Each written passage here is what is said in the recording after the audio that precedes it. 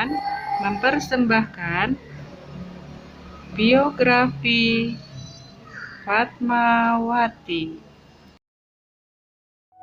Siapa yang tidak mengenal Fatmawati Soekarno? Beliau adalah ibu negara pertama dari Presiden pertama Indonesia, yaitu Presiden Soekarno, dan juga dikenal sebagai sang penjahit bendera pusaka. Fatmawati lahir di Kampung Pasar Malabero, Kota Bengkulu pada 5 Februari 1923. Fatmawati merupakan putri tunggal dari keluarga Haji Hasanuddin dan Siti Khadijah. Fatmawati mengenyam pendidikan dasar di Sekolah Standar Muhammadiyah pada tahun 1930. Ia sangat menyukai dan memiliki minat terhadap organisasi. Ayah Fatmawati adalah seorang pemimpin organisasi Muhammadiyah cabang Bengkulu. Ajaran dan pengalaman dalam kehidupan keluarga dan lingkungan sosialnya telah membentuk karakter Fatmawati menjadi seorang yang mandiri dan berprinsip. Awal mula perkenalan dengan Soekarno dimulai ketika Soekarno dipindahkan ke tempat perasingannya di Bengkulu.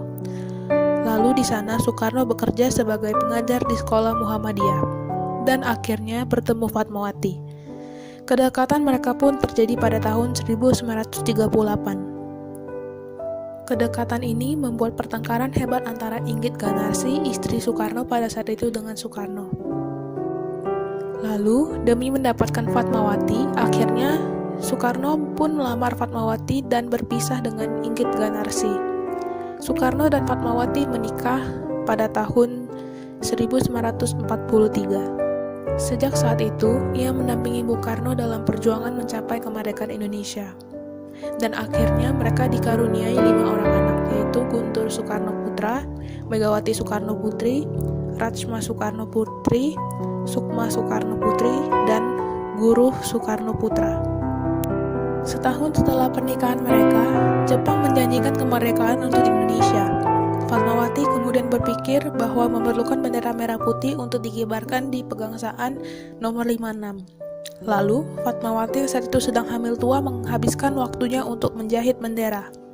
Akhirnya, bendera itu berkibar pada 17 Agustus 1945. Lalu, setahun setelah kemerdekaan Indonesia, Soekarno tak kuasa menahan cintanya kepada wanita lain, Hartini. Inilah salah satu penyebab terjadinya perpisahan antara Soekarno dan Fatmawati. Akhirnya, setelah berpisah, Fatmawati meninggalkan istana negara dan anak-anaknya, lalu tinggal di rumah pribadinya.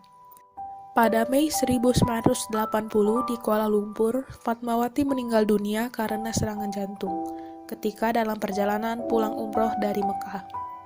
Beliau lalu dimakamkan di Karet Bifak, Jakarta. Untuk mengenang jasa beliau, dibuatlah sebuah bandara di Bengkulu dan diberi nama Bandar Udara Fatmawati Soekarno. Bagi kaum perempuan, Ibu Fatmawati telah berjuang meningkatkan peranan kaum wanita dalam pemerintahan.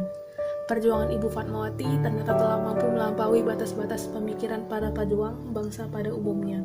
Karena Ibu Fatmawati telah menyiapkan bendera merah putih selama 1,5 tahun sebelum proklamasi dikumandangkan.